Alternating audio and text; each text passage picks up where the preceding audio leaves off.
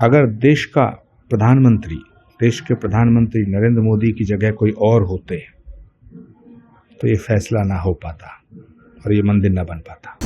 मैं राम मंदिर का निर्माण और राम मंदिर के इस प्राण प्रतिष्ठा के शुभ दिन का जो श्रेय है वो सर्वाधिक नरेंद्र मोदी को देना चाहता हूं।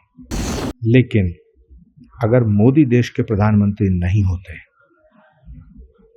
तो राम मंदिर ना बन पाता। मुझे लगता है कि इस देश में पंडित जवाहरलाल नेहरू से लेकर आज तक जितने भी प्रधानमंत्री हुए हैं, उन्होंने किसी संकल्प को सिद्ध करने के लिए इतनी बड़ी साधना नहीं की। मैं इस पुण्य कार्य के लिए भारत के प्रधानमंत्री की सराहना करता हूं। महाराज भगवान राम का मंदिर बन गया, कल प्राण प्रतिष्ठा है, इसका श्रेय आप किसको देना चाहते हैं?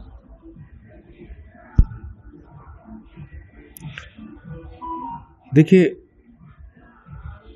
मंदिर का जो निर्माण हुआ ये अदालत के फैसले से हुआ है। सुप्रीम कोर्ट ने फैसला दिया और भगवान श्री राम की जन्मभूमि के मंदिर का निर्माण शुरू हुआ और कल उसकी प्राण प्रतिष्ठा है। ये बात ठीक है कि मंदिर का निर्माण अदालत के फैसले से हो रहा है और हुआ, लेकिन अगर मोदी देश के प्रधानमंत्री ना होते, अगर देश के प्रधानमंत्री नरेंद्र मोदी की जगह कोई और होते तो ये फैसला ना हो पाता और ये मंदिर ना बन पाता। इसलिए मैं राम मंदिर का निर्माण और राम मंदिर के इस प्राण प्रतिष्ठा के शुभ दिन का जो श्रेय है वो सर्वाधिक नरेंद्र मोदी को देना चाहता हूं। सरकारें आईं, कितनी सरकारें आईं, कितने प्रधानमंत्री आए, विश्व हिंदू परिषद, आरएसएस, बजरंग दल, संत महात्माओं के बड़े बलिदान हैं, बड़ा लंबा संघर्ष है। लेकिन अगर मोदी देश के प्रधानमंत्री नहीं होते तो राम मंदिर ना बन पाता। महाराज जी, विपक्ष ने प्राण प्रतिष्ठा का निर्णय ठुकराया, इसको आप कैसे देखते हैं? ये दुर्भाग्य का विषय है। राम के निमंत्रण को तो कोई ईसाई भी नहीं ठुकरा सकता, राम के निमंत्रण को कोई पादरी भी नहीं ठुकरा सकता, राम के निमंत्रण को तो कोई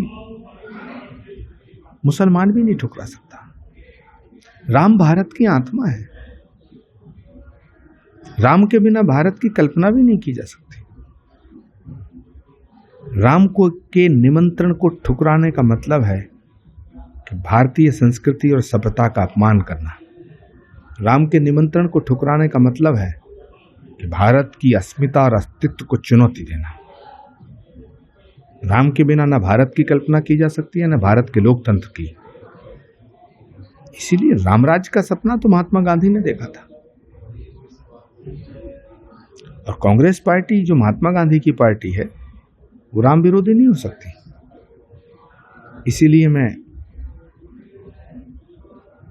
सभी विपक्षी दलों से ये निवेदन करना चाहता हूं कि आप भाजपा से लड़ो, राम से मत लड़ो। आप भाजपा से लड़ो, सनातन से मत लड़ो। आप भाजपा से लड़ो, भारत से मत लड़ो। प्रधानमंत्री जी ने अनुष्ठान का रखा है, कितना महत्वपूर्ण अनुष्ठान है, कितना संघर्षशील अनुष्ठान है, कैसे इसको मानते हैं? मुझे लगता है कि इस देश में पंडित जवाहरलाल नेहरू से लेकर आज तक जितने भी प्रधानमंत्री हुए हैं, उन्होंने किसी संकल्प को सिद्ध करने के लिए इतनी बड़ी साधना नहीं की। मैं इस पुण्य कार्य के लिए भारत के प्रधानमंत्री की सराहना करता हूँ। आज पूरी अयोध्या सजाई गई है, आप अयोध्या आए हैं, कैसा महसूस कर रहे हैं अपने आप को, कितना सौभाग्यशाली महसूस कर रहे हैं?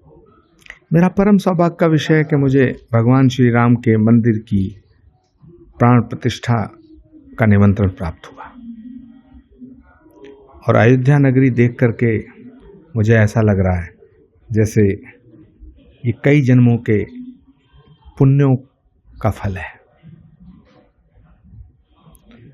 जो लोग अयोध्या आए हैं उनको बधाई, जो लोग इस अयोध्या की छटा को, इस उत्सव को, इस महान उत्सव को घर बैठे देखेंगे उनको भी बधाई, और जो लोग नहीं आ रहे हैं उनके लिए भी भगवान राम से प्रार्थना करता हूं कि इनको सद्बुद्धि दे।